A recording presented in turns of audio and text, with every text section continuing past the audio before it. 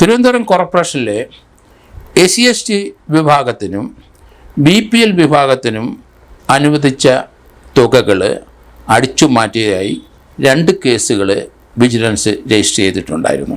2020-21 കാലഘട്ടത്തിലാണ് ഈ തട്ടിപ്പ് നടന്നതെന്നും അതിന് 2 കേസുകളാണ് വിജിലൻസ് രജിസ്റ്റർ ചെയ്തത്. ഒരു കേസിനകത്ത് ഏകദേശം അവർ തട്ടിച്ചെടുത്ത എമൗണ്ട് പറയുന്നുണ്ട്. അത് ആദ്യത്തെ കേസിനകത്ത് അതിനകത്ത് ഉൾപ്പെട്ട ആൾക്കാരുടെ പേരുകളും പറയുന്നുണ്ട്.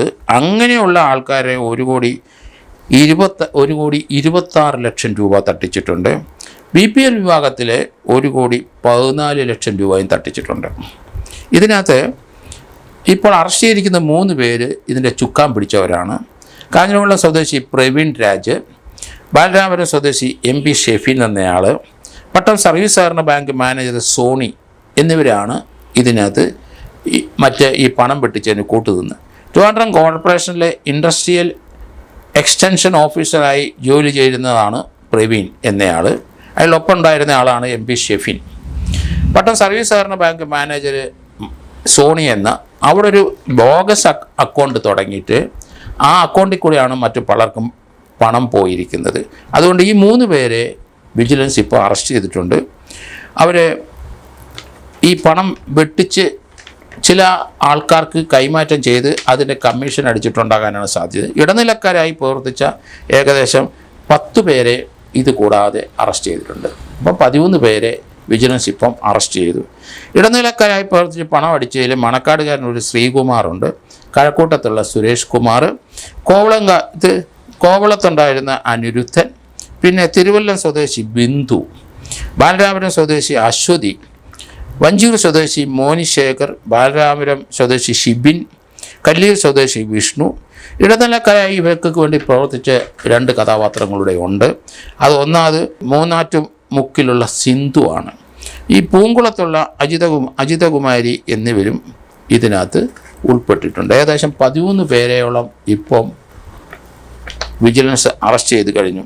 പട്ടം സർവീസ് സഹകരണ ബാങ്കിലെ ഇടനിലക്കാരിയായിട്ട് അവിടെ സിന്ധു എന്ന് പറഞ്ഞ ആൾ ഒരു അക്കൗണ്ട് തുടങ്ങി. അവിടെ മുതലാണ് അവർ അക്കൗണ്ട് തുടങ്ങി അശ്വന്ത് സപ്ലയേഴ്സ് എന്ന് പറഞ്ഞ ഒരു സ്ഥാപനം, ഒരു വ്യാജ സ്ഥാപനം അവരുണ്ടാക്കി.